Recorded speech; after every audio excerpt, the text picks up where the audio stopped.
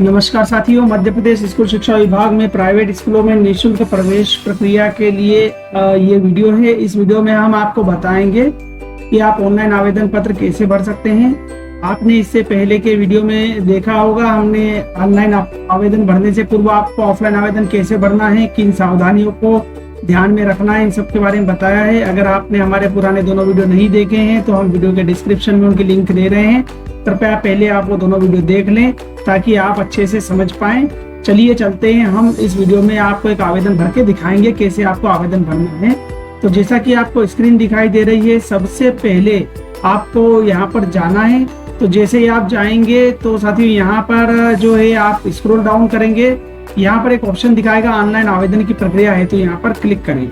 ये देखिए, ये ऑप्शन आपको दिखाई दे रहा होगा। तो सबसे पहले आपको यहाँ पर क्लिक करना है, ठीक है। तो जैसे ही आप यहाँ पर क्लिक करेंगे तो हम हमारे मेन पोर्टल पर पहुंच जाएंगे। ये मैंने यहाँ पे क्लिक किया तो मैं यहाँ पर आ गया हूँ। अब इस पे जब आप आते हैं तो आप देखेंगे ये हमारा ऑनलाइन पोर्टल है जिसमें हमारा एडमिशन की प्रक्रिया पूरी दे रखी है। और यहाँ पर आप देखेंगे ये आवेदन की प्रक्रिया दे रखी है और यहाँ पर आपको बहुत सारी चीजें दे रखी है, जैसे समग्र आईडी जानने की प्रक्रिया और ये सब चीजें हम आपको ये भी इसमें बताएंगे। तो सबसे पहले आवेदन करने से पूर्व हमें दो चीजों का ध्यान रखना है। हमारे पास समग्र आईडी होना चाहिए। दूसरी बात, हम जिस माध्यम से आवेदन कर रहे हैं यानी कि जो पात्रता है हमारे पास है, तो पात्रता की तीन चीजें है यहाँ पे कि वंचित वर्ग के बच्चे हैं, कमजोर वर्ग के बच्चे हैं, या अनाथ बच्चे हैं, या कोविड-19 योजना के अंतर्गत पंजीकृत के पालकों के बच्चे हैं। तो तीनों तरह के लोगों को यहाँ पर पात्रता है।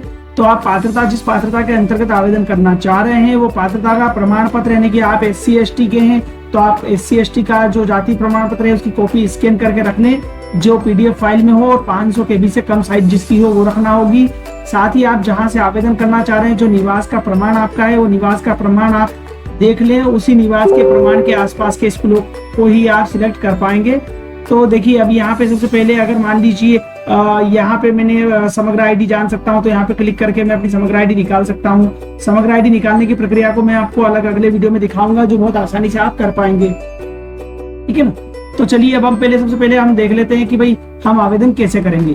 तो हम आवेदन करने के लिए यहाँ पर आप देख रहे हैं कि आवेदन का पंजीयन और आवेदन प्रारूप यहाँ दिया हुआ है, तो हम आवेदन का पंजीयन करें। ये जो ऑप्शन आपको दिखाई दे रहा है यहाँ पर हमें क्लिक करना है और यहाँ से हमारी आवेदन की प्रक्रिया चालू हो जाएगी। तो ये मैंने यहाँ आवेदन का पंजीयन करे पे क्लिक करा तो कुछ इस तरह का आवेदन आपके सामने खुलेगा। इस आवेदन में आप जो है जानकारी जो भी रहती है वो भर सकते हैं और इस जानकारी को दिए गए निर्देशों को अच्छी तरह से पढ़ लें। यहाँ पर स्पष्ट निर्देश दिए गए हैं और इन सब निर्देशों के बारे में हमने पिछले 2 वीडियो में आपको बता दिया है। तो आपको जो स्टार लगे हुए कॉलम है वो अनिवार्य रूप से भरना है। ये आपका खाली फॉर्म है जिसको आपको भरना है और हम आपको इसको भरने की स्टेप बाय स्टेप प्रक्रिया से अवगत कराएंगे। तो यहाँ पे आप फॉर्म देख पा रहे होंगे, यहाँ पे बच्चों की फोटो अपलोड होगी और यहाँ पर जिस एडमिशन कोटा से आप एडमिशन कराना चाहते हैं वो प्रमाण पत्र उस चीज का यहाँ पे आपको रखना है। ये यहाँ पे वो प्रमाण पत्र अपलोड होगा। अगर आपका जाति प्रमाण पत्र है तो जाति प्रमाण पत्र, अगर आपका SC/ST का है तो जाति प्रमाण पत्र अपलोड करना है। अगर आप के जो जिस बच्चे का आवेदन करना चाह रहे हैं वो अनाथ बच्चा है तो महिला बाल विकास विभाग में उसका पंजीयन होता है, उसकी प्रमाण पत्र। और अगर कोविड-19 के अंतर्गत है तो उस कोविड-19 में मुख्यमंत्री कोविड-19 बाल संरक्षण योजना के अंतर्गत जो पंजीयन हुआ है उसका एक पंजीयन प्रमाण पत्र। CWSM बच्चा है तो उसका पंजीयन प्रमाण पत्र। इस तरीके से जो भी दस्तावेज यहाँ पे जिसके आधार पर आप आवेदन करना चाह रहे हैं वो आपको अपलोड करना अनिवार्य होगा। यहाँ पे स्टार लगा हुआ है और 500 KB से ज्यादा की फाइल आपकी नहीं होना चाहिए। तो आप देख रहे हैं यहाँ पे आपको अपना जो बच्चे का फोटो अपलोड करना है, जिस बच्चे का आप आवेदन डाल रहे हैं, ठीक है। यहाँ पे आप आवेदन सत्यापन के लिए निकटतम जन शिक्षा केंद्र को चुनेंगे। चलिए इससे पहले हम थोड़ा सा ऊपर चलते हैं। सबसे पहले जो आपको कॉलम दिख रहा है ये वाला, यहाँ पर साथियों आपको क्या करना है, यहाँ पे अपने समग्र आईडी डालना है। बच्चे की जो भी समग्र आईडी है वो समग्र आईडी 9 अंकों की होगी, जो कि आपके समग्र पोर्टल से आपको मिल जाएगी, आपके पास होगी। इस समग्र आईडी को कैसे निकालते हैं, कैसे ढूंढते हैं, अगर आपके पास नहीं है तो उसकी प्रक्रिया हम आपको वीडियो के डिस्क्रिप्शन में नया वीडियो डाल रहे हैं जिसमें आप देख पाएंगे कैसे आप समग्र आईडी को डाउनलोड कर सकते हैं, निकाल सकते हैं अगर आपको पता नहीं है तो, ठीक है। उसके बाद आप समग्र आईडी डालेंगे। उसके बाद आप यहाँ देखेंगे तो ये जो आपको सेक्शन दिखाई दे रहा है, यहाँ पे आप देख रहे हैं प्रवेशार्थी का 12 अंकों का आधार कार्ड। तो यहाँ पे आपको आधार कार्ड डालना है, आधार कार्ड नंबर, बच्ची का आधार कार्ड नंबर आपको डालना होगा, ठीक है। तो यहाँ पे आप बच्ची का आधार कार्ड नंबर डालेंगे और यहाँ पर आप परिवार की समग्र आईडी डालेंगे। साथ ही ये जो फैमिली आईडी है, ये और ये परिवार आईडी, ये दोनों जो है एक ही जगह मिल जाएगी, जिसमें ऊपर परिवार आईडी लिखा रहता है और नीचे फैमिली आईडी लिखा रहता है। तो ये आप परिवार आईडी और फैमिली आईडी आसानी से निकाल पाएंगे। इसका हम नए एक वीडियो में डिस्क्रिप्शन दे रहे हैं, जिसमें आपको कैसे आप किसी की समग्र आईडी पता कर सकते हैं, परिवार आईडी पता कर सकते हैं, और आप वो परिवार आईडी पहले निकाल लें, तभी जाके आप फॉर्म भर पाएंगे। और इससे पहले के दोनों वीडियो को अच्छी तरह से देख लें, ताकि फॉर्म भरने से पहले आवश्यक जानकारी आपको प्राप्त हो जाए। चलिए, अब अगला आपका कॉलम है प्रवेशार्थी के निवास एवं संपर्क की जानकारी आपको लिखना है। यहाँ पर आप अपना क्षेत्र चुनेंगे, जिस क्षेत्र में रहते हैं, ग्रामीण में या शहरी में। ये क्षेत्र आपको वह चुनना है जिस क्षेत्र में आप एडमिशन चाहते हैं, और जिस क्षेत्र में आप एडमिशन चाहते हैं उस क्षेत्र का आपके पास निवास का प्रमाण पत्र होना आवश्यक है। निवास के प्रमाण पत्र के रूप में आपका आधार कार्ड है, आपका बिजली का बिल है, पानी का बिल है, वोटर आईडी कार्ड है, पासपोर्ट है, आदि चीजें जो है, समग्र आईडी कार्ड है ना, वोटर आईडी कार्ड है। इसके अलावा जो भी आपके प्रमाण, निवास के प्रमाण को पुख्ता सबूत जो भी आपके पास उपलब्ध है, वो आप आवेदन में यहाँ पे अपलोड करके उसके माध्यम से आवेदन कर पाएंगे। तो आप यहाँ पे वो क्षेत्र चुनेंगे।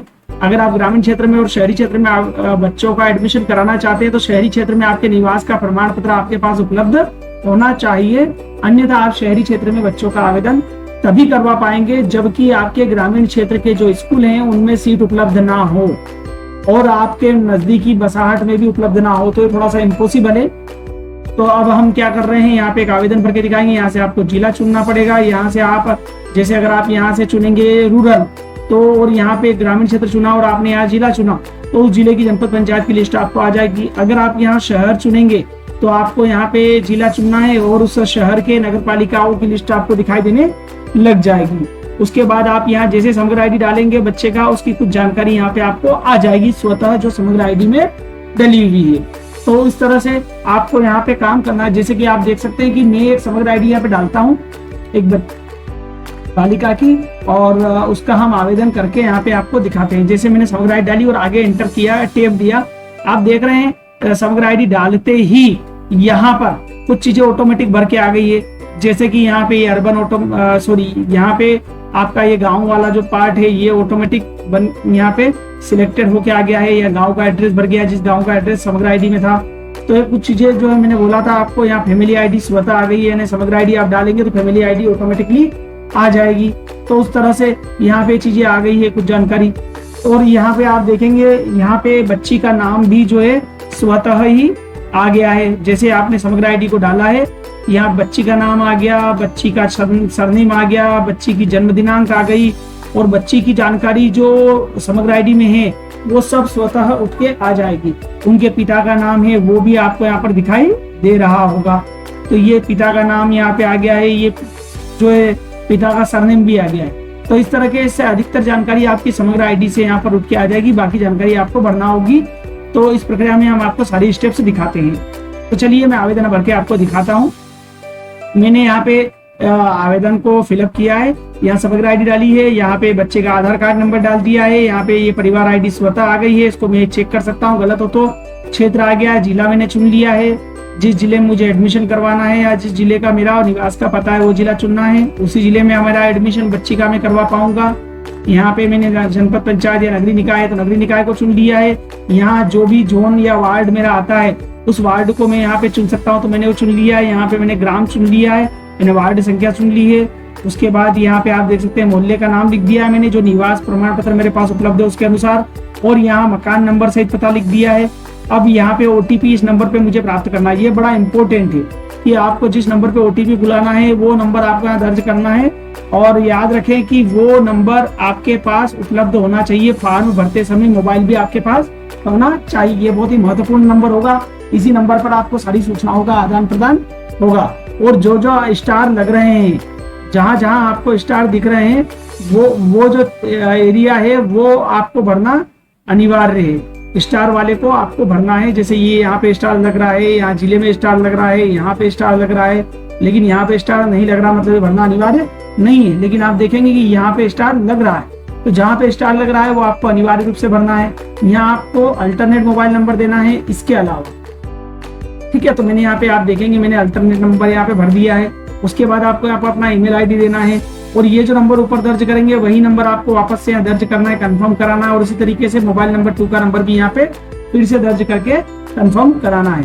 इसके बाद आप नीचे की तरफ बढ़ेंगे तो यहाँ पे आपसे जन्म प्रमाण पत्र के आधार पर बच्ची का नाम पूछा जाएगा, वो एंटर करना है, ठीक है। यहाँ पे सरनेम एंटर करना है बच्ची का, यहाँ पे जन्म तारीख लिखना है, यहाँ पे फिर आपका जन्म प्रमाण पत्र में अंकित प्रवेशार्थी का प्रथम नाम पुनः दर्ज करना है जो ऊपर दर्ज किया है, और यहाँ पर भी सरनेम फिर से दर्ज करना है, और यहाँ पे भी जन्म तारीख भी फिर से दर्ज करना है। यानी कि जो जानकारी है वो 2-2 बार एंट्री हो रही है ताकि आप बिल्कुल सही जानकारी उपलब्ध कराएं।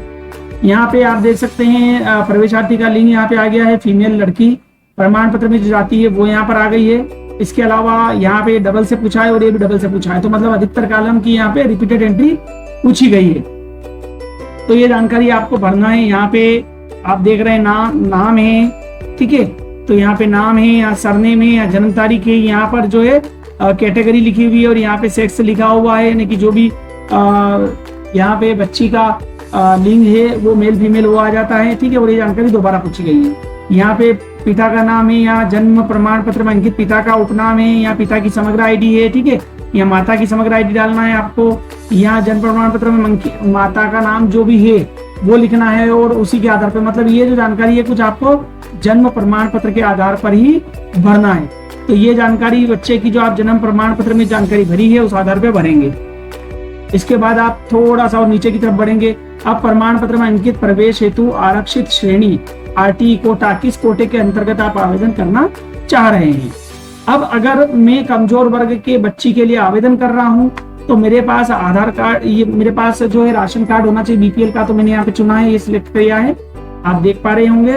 और इसमें स्पष्ट लिखा हुआ है कि आपका जो बच्ची का प्रमाण पत्र के अनुसार परिवार वेद जीवित बीपीएल अंत्योदय कार्ड धारी है, तो परिवार के पास जीवित है परिवार और उनके पास अंत्योदय या बीपीएल कार्ड धारी है, तो यहाँ पे सिलेक्ट करेंगे। तो आपको बाकी ऑप्शन सिलेक्ट करने की आवश्यकता नहीं है, यहाँ से कोई भी एक ऑप्शन आपको सिलेक्ट करना होगा। जैसे ही ऑप्शन को सिलेक्ट करेंगे आपसे यहाँ पे जानकारी पूछी जाएगी। जैसे कि आप देख सकते हैं यहाँ पे पूछा गया है कि भाई बीपीएल का नंबर लिखना है, फिर यहाँ देखेंगे आप बीपीएल का आपसे जो है प्रमाण पत्र की जानकारी पूछी गई है, यहाँ जारीकर्ता अधिकारी की जानकारी पूछी गई है। तो आपके पास राशन कार्ड है तो उस राशन कार्ड पे सारी जानकारी आपको आसानी से उपलब्ध हो जाएगी, वहां से आप देख लें और यहाँ पर लिख दें। अगर आप किसी जाति को सिलेक्ट करेंगे तो उसके अनुसार यहाँ पर पूछा जाएगा। अब मैंने ये सिलेक्ट किया तो मुझे बाकी चीजों को सिलेक्ट करने की आवश्यकता नहीं है, तो मेरा कोटा ये है। और ये ही मुझे पीडीएफ फाइल में राशन कार्ड की फोटो खींच के इसकी एक पीडीएफ फाइल बनानी होगी और वो 500 KB से कम होना चाहिए, उसे मुझे इसमें अपलोड करना होगा। तो पीडीएफ फाइल बनाने के लिए ऑनलाइन बहुत सारे टूल्स हैं, जैसे मैंने एक इमेज की फोटो खींची है और यहाँ पे वेबसाइट खोली है jpg2pdf.com, और यहाँ पे मैंने दोनों इमेज को अपलोड किया और यहाँ से फाइल को डाउनलोड कर लिया और कुछ इस तरह से मेरी पीडीएफ फाइल बनकर आ गई है। और ये मेरा राशन कार्ड है जो बच्ची के साथ लगाना है, तो हम ये अटैच कर देंगे, ठीक है। तो आप यहाँ पे आगे बढ़ेंगे और आगे बढ़ने के बाद आप अगला कॉलम देखते हैं, ई वाला प्रवेशार्थी द्वारा प्रवेश हेतु स्कूल का चयन प्राथमिकता क्रम के अनुसार करना है। ये बहुत ही महत्वपूर्ण पार्ट है, यानी कि मैंने जैसा कि आपको बताया था कि आपको शालाएं चयन करना होगी, कौन कौन सी शालाओं में आप प्रवेश चाहते हैं, तो आपको यहाँ पे अधिकतम 10 शाला और न्यूनतम 3 शाला चुनना है। आप प्रवेश के लिए कौन सी कक्षा में चयन चाहते हैं वो आपको यहाँ पर चुनना होगा, ठीक है। तो मैं यहाँ पे आप देखते हैं, मैं देखता हूँ यहाँ पे चुनता हूँ भाई मैं KG1 में चयन चाहता हूँ और यहाँ पे भी KG1 मैंने सिलेक्ट कर लिया है। अब यहाँ पे पूछ रहा है कि ग्राम वार्ड पड़ोस विस्तारित पड़ोस में 7 स्कूल हैं, अतः न्यूनतम 3 स्कूल का चयन करना। मतलब आपने जैसे ही अपनी जानकारी चुनी है तो जिस स्कूल में ये न्यूनतम कक्षा उपलब्ध है वो स्कूल की जानकारी यहाँ पर दिखाई दे रही है। तो बोल रहा है भैया ग्राम वार्ड में आपके 7 स्कूल उपलब्ध हैं, ठीक है। तो इसको आप ओके पे क्लिक करेंगे और उन 7 स्कूलों की लिस्ट देखेंगे। अब लिस्ट कैसे देखेंगे, इनने बोला कि 7 स्कूल है, अगर मैं नर्सरी चुनता हूं तो आप देखेंगे यहाँ संख्या चेंज हो जाएगी। ये देखिए यहाँ पे 9 स्कूल है, क्योंकि यहाँ अब नर्सरी से स्टार्ट होने वाले 9 स्कूल है और किंडरगार्टन से स्टार्ट मतलब जो है आपका KG1 से स्टार्ट होने वाले 7 स्कूल है। अब यहाँ पे स्कूलों का नाम देना है, यहाँ पे उनकी जानकारी लिखना है। अब ये कैसे करेंगे तो चलिए समझते आते हैं। इसके लिए आपको फिर से अपने पोर्टल पर जाना होगा और यहाँ पे आप देख रहे हैं, यहाँ पे एक ऑप्शन दिखाई दे रहा है ये वाला, यहाँ पर आपको क्लिक करना है। ग्राम वार्ड के स्कूल एवं उपलब्ध सीटों की जानकारी आपको यहाँ से मिल जाएगी। तो ये स्कूल आपको वहां पे चुनना होंगे। तो मैं यहाँ पे क्लिक करता हूँ, तो मैं इस पे क्लिक करता हूँ। तो जैसे ही मैंने क्लिक किया मेरे सामने कुछ इस तरह से लिस्ट निकल के आई। मुझे यहाँ से निवास का जिला चुनना है, तो मैंने निवास का जिला चुन लिया, शाहजहांपुर। उसके बाद मुझे निवास का स्थानीय निकाय चुनना है, तो नगर पालिका शाहजहांपुर में आता है। वर्ष चुनना है, तो 21-22 आ गया है। निवास का जोन मेरा क्रमांक ये है और मेरा वार्ड क्रमांक 29 है, तो मैं यहाँ वार्ड क्रमांक 29 को चुन लेता हूँ। और यहाँ प्रवेश कक्षा में चाहता हूँ भाई कि प्री प्राइमरी से KG1 तक प्रवेश में कक्षा में प्रवेश चाहते हैं। यहाँ सिलेक्ट किया और आप देखेंगे मैंने यहाँ पे ये कोड जो मुझे दिखाई दे रहा है, ये कोड एज इट इज डालना है। देन मुझे क्या करना है, मुझे फिर यहाँ पे क्लिक करना है। तो ये वाला जो कोड आपको दिख रहा है, ये कोड आपको यहाँ पे भरना है, उस पर क्लिक करना है। यहाँ से आपका जिला चुनना है, यहाँ से आपका निकाय चुनना है, यहाँ वर्ष चुनना है। यहाँ फिर आपकी ग्राम पंचायत दिखेगी, अगर ग्राम क्षेत्र चुनेंगे तो, नगरीय क्षेत्र चुनेंगे तो जो जोन बने हुए वो दिखेंगे। और अगर ग्राम पंचायत चुनी तो यहाँ ग्राम के नाम दिखेंगे, गाँव के। नगर पंचायत चुनी तो वार्ड दिखेंगे। और यहाँ पे कक्षा है, जिस कक्षा में आप प्रवेश कराना बच्चे को चाहते हैं। देन यहाँ पे हम क्लिक करेंगे। तो मैंने यहाँ पे क्लिक किया, तो आप देखेंगे यहाँ पे स्कूलों की लिस्ट खुल के आ गई है और आप देख रहे हैं 9 स्कूल यहाँ पे आ गए। ठीक है, तो क्यों 9 स्कूल आए, क्योंकि देखिए आप यहाँ कक्षा KG1 दिखाई दे रही है, तो KG1 की 9 कक्षाएं आ गई। अब आप देखेंगे मैंने जो सिलेक्ट किया था, यहाँ पे नर्सरी किया है। अब मैं इसको KG1 करता हूँ, KG1 मैंने किया और यहाँ पे भी मैंने KG1 किया, तो यहाँ पे 7 स्कूल आ गए। ठीक है, और अगर मैं यहाँ पे करता हूँ नर्सरी, ठीक है, और यहाँ पे भी मैं करता हूँ नर्सरी, तो 9 स्कूल आ रहे हैं। और मुझे भी कितने स्कूल दिखाई दे रहे हैं, यहाँ पे 9 स्कूलों की लिस्ट दिखाई दे रही है। तो मैंने नर्सरी से KG1 चुना है, तो 9 स्कूल मेरे पास है नर्सरी से KG1 के लिए।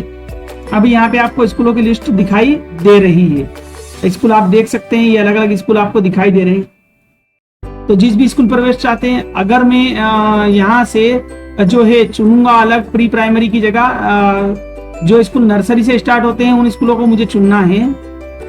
तो मैं यहाँ प्री प्राइमरी KG की जगह प्री प्राइमरी नर्सरी चुनूंगा और यहाँ पे फिर से टाइप करूंगा PGWL। और जैसे मैं इसे स्कूलों की सूची देखे पर क्लिक करूंगा, आप देखेंगे कि यहाँ पे मेरे पास 11 स्कूल आ गए। अगर मैंने नर्सरी को चुना तो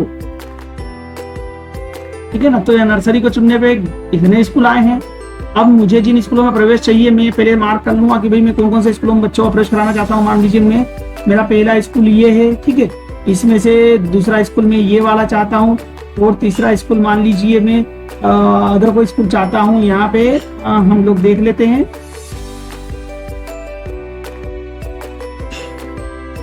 जो भी स्कूल हम चाहते हैं तीसरा स्कूल यहाँ पे देख लेंगे। जैसे कि मान लीजिए शाहजहांपुर प्ले स्कूल, तो ये स्कूल मैंने देख लिए, तो ये स्कूल की लिस्ट आप यहाँ से देख सकते हैं। तो यहाँ पे मैं इंटरनल ले लेता हूँ, हिंदी जूनियर ले लेता हूँ,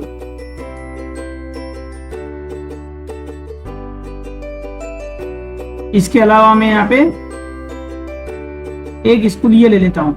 अब आप ऊपर चलते हैं तो यहाँ पे उपलब्ध सीटें दिखेगी कितनी कितनी है। जैसे आप देखेंगे इंटरनल में 20 सीट है, हिंदी जूनियर में 10 सीट है, ठीक है, यूनिक में 6 सीट बची हुई है, शाहजहांपुर प्ले स्कूल में 5 सीट बची हुई है, एच वर्ष में 8 सीट बची हुई है। तो जिसमें आप प्रवेश कराना चाहते हैं, तो मैं यहाँ पे पहला इंटरनल ले लेता हूँ, जिसमें मेरे को जो बड़ा स्कूल है और इसमें 12वीं तक कक्षा है। फिर हिंदी जूनियर ले लेते हैं, देन हम ऐसे 3 स्कूल हम लेंगे। तो ये क्या है, यहाँ पे स्कूलों का आपको आईडी दिख रहा है, तो ये यहाँ से स्कूल का आईडी आपको कॉपी कर लेना है और अपने जहाँ पे हम फॉर्म भर रहे हैं वहाँ पे हम जाते हैं।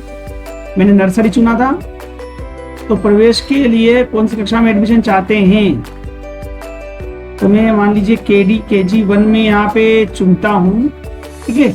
और यहाँ पे मैं जैसे ये टाइप करूंगा तो आ जाएगा स्कूल आईडी व क्लास, आपके ग्राम व पड़ोस विस्तारित सीमा से चिन्हित नहीं है। अब देखिए यहाँ पे जैसे ही मैंने चुना, एक ऑप्शन दे दिया गया है आपकी स्कूल का जो आईडी आपने डाला है, जो क्लास डाली है वो किंडरगार्टन पहली में आपके ग्राम या वार्ड या पड़ोस या विस्तारित क्षेत्र में नहीं है तो आप उसे नहीं चुन सकते।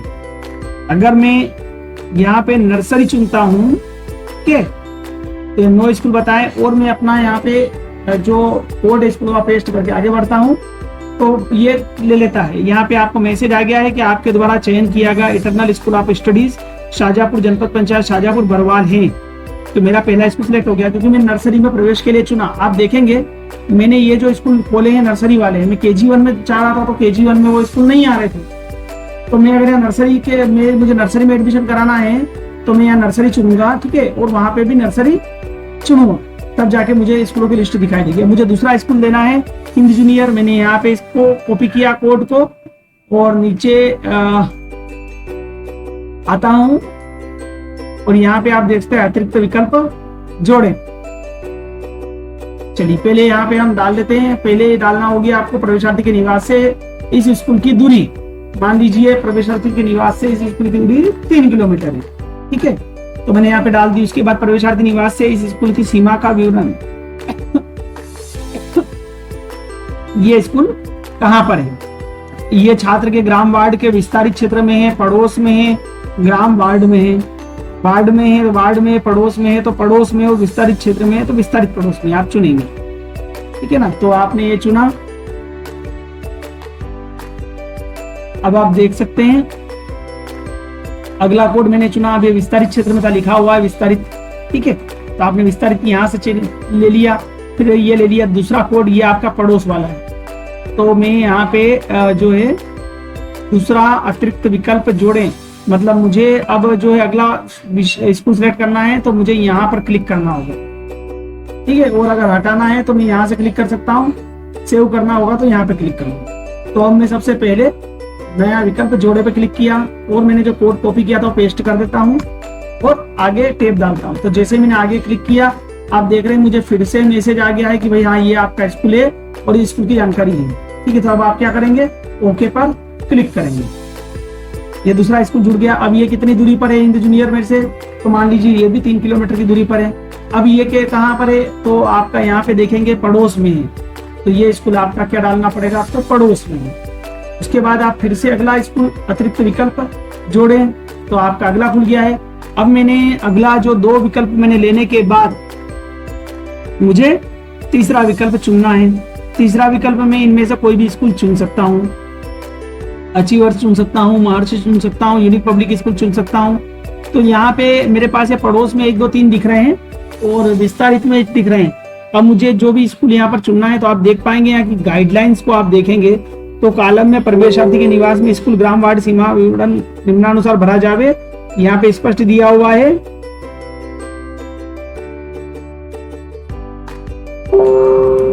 ये पूरी आपको कैसे विस्तारित दिखना है। अब मैं अगला स्कूल जो यहाँ से चुन रहा हूँ वो मेरा होगा मास्टर, यहाँ पे मैं ले लेता हूँ यूनिक पब्लिक स्कूल जो कि वार्ड नंबर 22 में है। तो मैंने यहाँ से यूनिक पब्लिक स्कूल ले लिया तीसरा, वहां पे 6 सीट बच गई है। और यहाँ पे दूसरा आपका प्ले स्कूल है, प्ले स्कूल भी ले सकते हैं। तो मैं अभी हाल फिलहाल में या मैं डबल से 2 स्कूल, मुझे अगर उसी स्कूल में लेना है एडमिशन तो मैं इंटरनल का एक बार वो डाल देता हूँ। देखते हैं यहाँ पे 2 बार अगर किसी एक ही स्कूल को डालते हैं तो वो लेता है या नहीं लेता। टेप दिया फिर से उसने ले लिया। तो इस तरह से मुझे मान लीजिए इसी स्कूल में बच्चे का एडमिशन चाहिए तो मैंने फिर से यही स्कूल डाल दिया है, ठीक है ना। तो मैं यहाँ पे ये इसकी दूरी मुझे बताना है तो मैंने वापस 3 किलोमीटर डाल दी और ये विस्तारित क्षेत्र में है। अब मुझे यहाँ पे ऐसे 10 स्कूल भरना है तो मैं यहाँ पे फिर से गया, अतिरिक्त विकल्प जोड़े। अब आप देखेंगे अब मैं मान लीजिए यूनिक स्कूल का ले लेता हूँ तो यहाँ पे मैं अब यूनिक स्कूल का डाल देता हूँ। यह मेरा आ गया।